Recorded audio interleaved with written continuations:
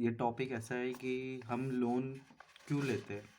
अब आप कहेंगे कि लोन तो हम इसलिए लेते हैं क्योंकि हमारी प्रॉब्लम सॉल्व हो जाती है पहले, और क्यों नहीं लेना चाहिए, तो इजी रहता है।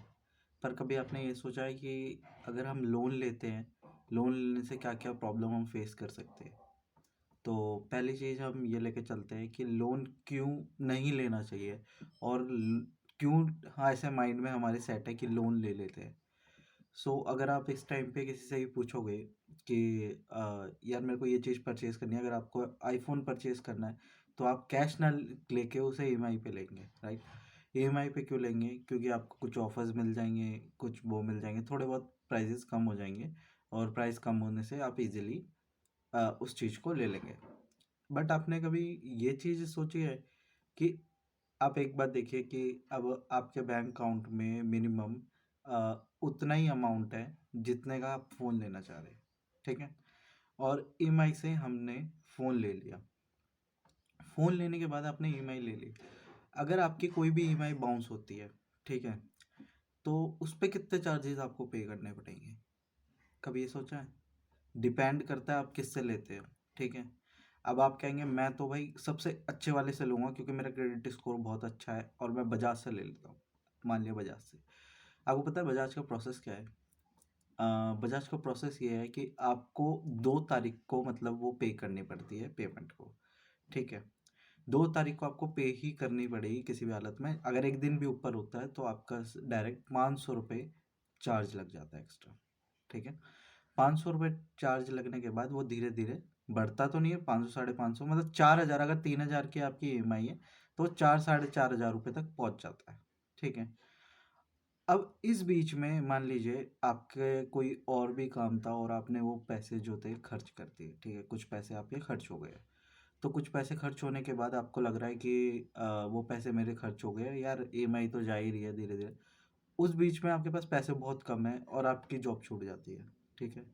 लगा लीजिए आपके बैंक अकाउंट में ही नहीं है एक तरह से पैसे, इतने नहीं हैं जितने आप देना चाह रहे हैं, उतने नहीं हैं, ठीक है?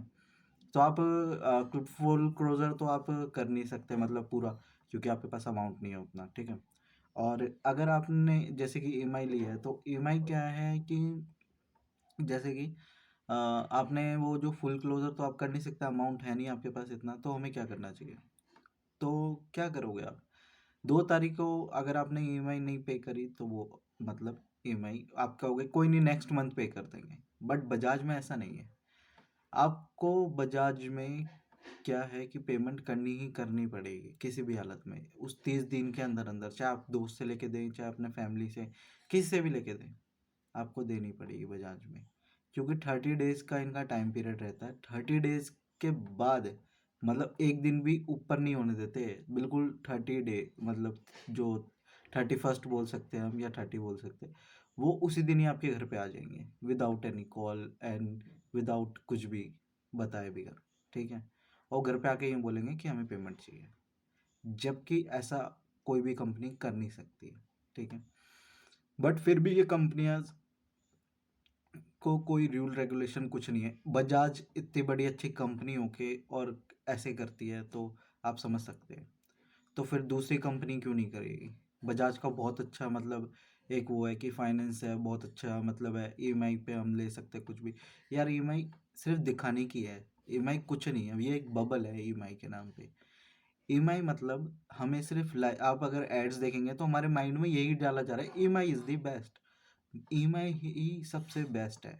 ई कि आप ईएमआई पे अगर कोई भी चीज़ लोगे तो वो आपको सस्ता पड़ जाता है और बहुत ही ईज़िली आप परचेज़ कर सकते हो। बट ऐसा कुछ नहीं है। अगर आप देखा जाए ना, अगर आप हिसाब लगाओगे, आप कहोगे बजाज पे लेने पे कोई भी मेरे को ब्याज नहीं पे करना पड़ रहा, पर बजाज अगर 2 तारीख पे आप पेमेंट नहीं कर पाते इन केस, और बजाज को भी पता है कोई ना कोई दिन ऐसा आएगा ज़रूर जिस दिन ये बंदा पे नहीं कर पाएगा, ठीक है? पहली बात, हमारी कोई परमानेंट जॉब तो रहती नहीं है प्राइवेट कंपनीज़ में। प्राइवेट कंपनी का मतलब ही क्या है? प्राइवेट कंपनी में हम काम कर रहे हैं तो उसका मतलब ही यही है कि परमानेंट कुछ भी नहीं है। कभी भी कंपनी बंद हो सकती है, प्रोसेस रन डाउन हो सकता है। जो कि कस्टमर सर्विस में वर्क कर रहे होंगे उनको तो बहुत ही अच्छे से पता है, हर महीने, हर साल, 1 साल के अंदर-अंदर प्रोसेस रन डाउन हो ही जाता है किसी भी हालत में। 90% चांसेस यही रहते हैं कि प्रोसेस रन डाउन हो जाता है। ठीक है। और बात क्या है कि अगर आपने कोई चीज़ इतनी महंगी ले ली है और उसको पे आउट नहीं कर पा रहे, तो समझो वो कर्ज चढ़ रहा है। कोई हमें ये नहीं बोलता कि हमें ईएमआई पे ना लेके और हमें सीधा कैश में लेना चाहिए। कैश में क्यों नहीं ले सकते हम? कोई नहीं ले सकता। अगर आपको लगता है कैश में, इसका आंसर क्या है प्लीज़ कमेंट में बताना ज़रूर कि कैश में हम क्यों नहीं लेते, जबकि लेने को हम कैश में ले सकते हैं, बट क्यों नहीं लेते? क्योंकि क्या है कि हमारी जो एक कैसे मैं बताऊँ, मतलब एक विल पावर होती है ना, वो मतलब कंट्रोल नहीं कर पाते हम किसी क्रेविंग को, या फिर क्रेविंग बोल सकते हैं या फिर कुछ भी बोल सकते हैं, जैसे कि आपको ठीक लगे। मैं कैसे बताऊँ, मेरे पास वो वर्ड नहीं है ना। पेशेंस नहीं है हमारे अंदर, पेशेंस खत्म कर दी गई। पहले के टाइम में क्या था, कुछ भी परचेज करना होता था हमें कैश लेना पड़ता था, है ना। जब ईएमआईज नहीं थी तब भी तो हम लेते थे, पर कोई कर्ज नहीं था पहले, इतना कर्ज नहीं हुआ करता था, बहुत कम होता था, ठीक है। और पहले तो कर्ज इतना नहीं होता था। अब देखोगे तो आप हर किसी पे कोई ना कोई ईएमआई चल रही है, हर कोई कुछ ना कुछ परचेज कर रहा है। वो सोचता है यार ईएमआई पे लेना चाहिए, ईएमआई पे ले लेते, ईएमआई पे। यार ईएमआई पे लेना कोई बुरी बात नहीं है, मैं इसको चीज़ को बुरा नहीं कह रहा हूँ, बिल्कुल लेना चाहिए। मैं तो कह रहा हूँ कि लेना चाहिए, बट क्यों लेना चाहिए और कब लेना चाहिए और कैसे लेना चाहिए, मैं आपको ये 3 चीज़ें बता देता हूँ इस टॉपिक में। देखिए, ईएमआई पे क्या है, आपके अकाउंट में उतना बैलेंस होना चाहिए, उससे ज़्यादा। अगर आप 50,000 की चीज़ ले रहे हो तो 1 लाख मिनिमम होना ही होना चाहिए आपके पास। पर अगर आप देखोगे तो हमारे बैंक में उतना अमाउंट नहीं होता है। सेविंग की बात कर रहा हूँ मैं। करने के बाद आप सेविंग में अपना पैसा रखते हो। मिनिमम 1 लाख तो आपके पास कोई भी चीज़ परचेज करने से पहले होनी ही चाहिए। मिनिमम 50,000 तो आपके अकाउंट में होनी ही चाहिए अगर 10,000 की चीज़ ले रहे हो। वो क्यों? क्योंकि अगर आप कोई भी ईएमआई पे लेते हो कोई भी चीज़, खुदा ना खास्ता आपकी जॉब चली जाती है उसी टाइम में, और उसी टाइम में जॉब जाने के बाद आप वो चीज़ को पे आउट ही नहीं कर पाते, तो सिविल स्कोर हमारा मतलब खराब होगा। बट कंपनी आपको ये दिखाएगी कि सर आपका सिविल स्कोर खराब हो रहा है, प्लीज़ आप पे कर दीजिए, प्लीज़ आप पे कर दीजिए। बट सिविल स्कोर हमारा खराब हो रहा है, ये हमारी प्रॉब्लम है, बिल्कुल, है ना। उनको क्या लेना देना, है ना। तो वही चीज़ है, यहाँ पे सिविल स्कोर मैटर नहीं कर रहा।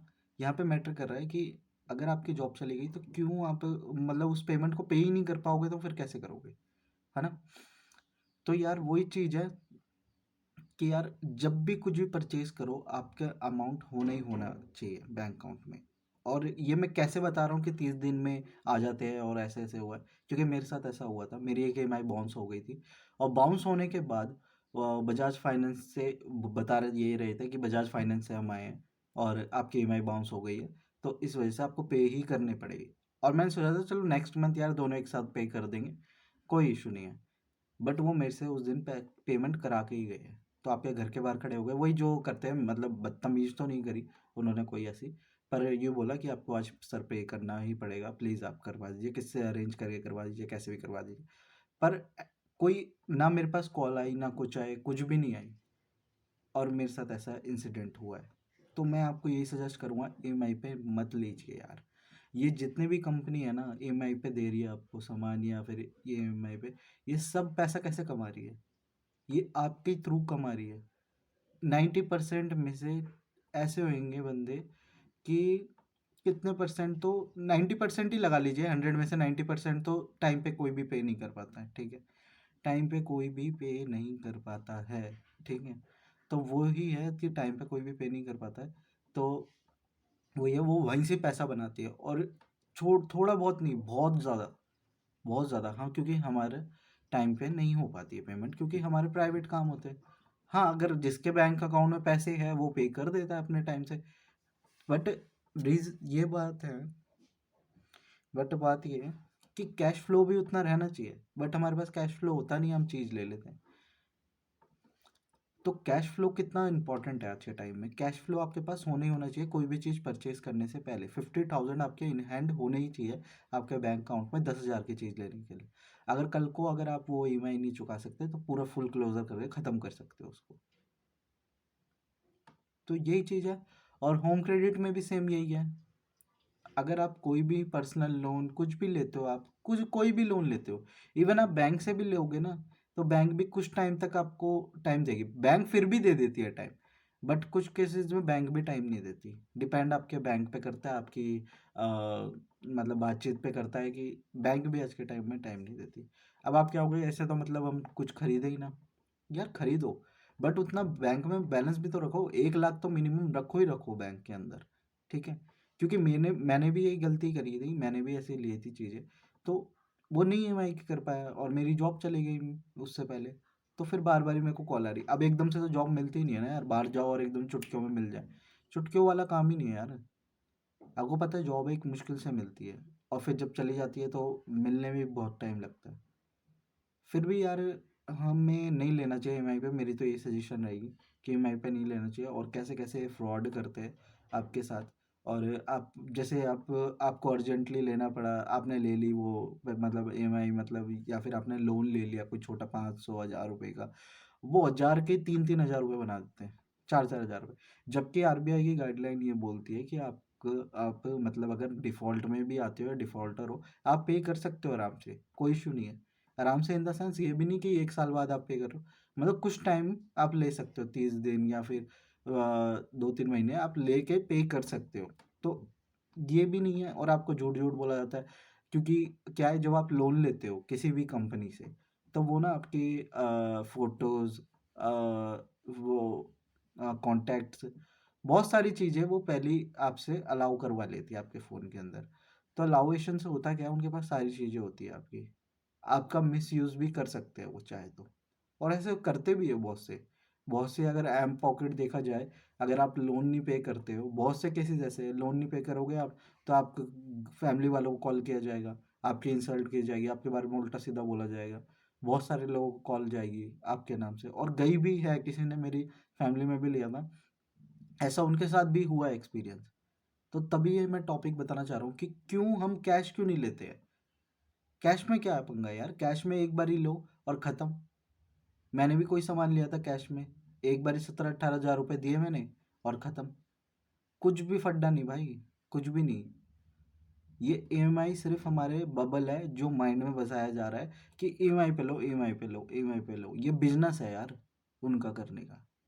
पर हमारा माइंडसेट इतना चेंज हो गया है, हम अगर किसी को भी बोलोगे ना कि यार ये चीज़ बाय करनी है, तो वो ये सबसे पहले यही बोलेगा, भाई ईएमआई पे ले लेना, इतना आसान तो है। पर आप ये नहीं समझ रहे, आसान वो लग रहा है, जब आप ले लोगे ना तब आपको पता चलेगा कि कितना मुश्किल है देना। और जितनी छोटी ईएमआई बनाओगे, जितनी छोटी, बड़ी बनाओगे तब भी आपको प्रॉब्लम, जॉब जाती है तो कहाँ से दोगे यार वो बड़ी ईएमआई, नहीं पे कर सकते। जितनी छोटी ईएमआई बनाओगे उतने आप पे डबल पैसे चार्ज लगेंगे, समझ रहे हो ना आप। पर्सनल लोन से लोगे तो बहुत ही बाय करना चाहिए हमें, कोई भी प्रोडक्ट अगर लेते हैं हम, तो कैश में ही बाय करना चाहिए। तो मैं तो यही सजेस्ट करूँगा कि कैश में ही बाय कीजिए, क्योंकि मैं भी अब से कैश में ही लूँगा, और कैश ही सबसे बेस्ट है। कि एम्प्लॉय और लेबर, क्या फ़र्क है इसमें, क्या क्या डिफरेंस है एम्प्लॉयर और लेबर में। देखिए, जो लेबर है वो भी सेम काम करता है, मतलब हमारा सिर्फ काम का ही तो डिफरेंस है ना। देखा जाए तो हमारा सिर्फ काम का ही डिफरेंस है, हम भी एक तरह से लेबर ही है कंपनी के लिए।